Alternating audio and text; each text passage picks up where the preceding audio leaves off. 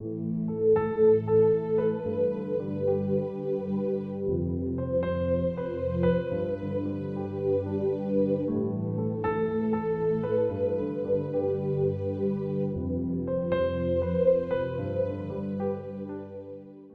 du 3 août à la recherche de l'antipathique. Réjouissez-vous avec ceux qui se réjouissent, pleurez avec ceux qui pleurent. Romains 12, verset 15. Pour vivre, on a besoin de compagnie. Pour vivre chrétiennement, il faut accompagner les gens. L'empathie est l'une des valeurs les plus pertinentes du christianisme. Sans elle, il perdrait toute son essence. S'il y a quelque chose qui nous rend sensibles au comportement de Jésus, c'est le fait qu'il a su être en compagnie et accompagné. Il s'est réjoui avec ceux qui se réjouissaient et pleurait avec ceux qui pleuraient. Il touchait des lépreux, mangeait avec les marginalisés, guérissait les malades, s'asseyait pour converser avec les publicains et les prostituées. Il pleura sur Lazare comme un ami, même s'il savait que quelques instants plus tard, l'espérance et la joie marqueraient sa résurrection. Il accompagnait les gens dans leur tristesse. Nous sommes appelés à être empathiques. Mais le sommes-nous? Laisse-moi te proposer quelques indices pour savoir à quel point tu l'es. Commençons par ce qui est contraire à une personne empathique.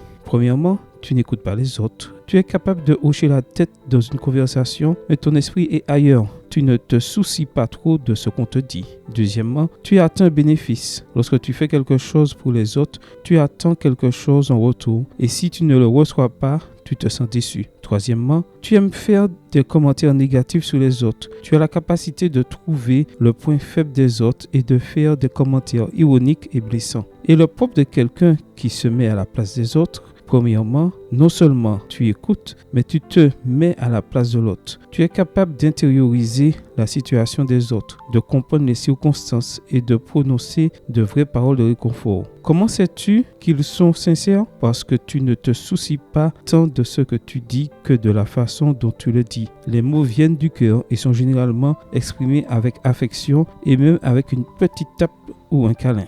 Deuxièmement, tu t'attends à ce que la personne aille mieux si les choses tournent mal et qu'elle reste joyeuse si les choses se passent bien. Ta réalité n'a pas autant d'importance que la sienne. En fait, tu ne te contentes pas de dire de belles paroles, tu essaies de trouver des solutions qui remédient à une situation négative. Tu t'engages. Troisièmement, tu es gentil lorsque tu parles aux autres et tu fais non seulement attention au contenu de tes paroles, mais aussi à la façon dont tu les dis. Tu sais que la vérité est vraiment enveloppée d'amour. Il n'y a aucune excuse pour manquer de courtoisie. Alors, comment ça se passe avec toi? Je ne te demande pas par curiosité, mais par intérêt pour toi. La vie est bien plus belle si tu es une personne empathique. Il vaut mieux vivre en accompagnant que simplement en compagnie. Amen.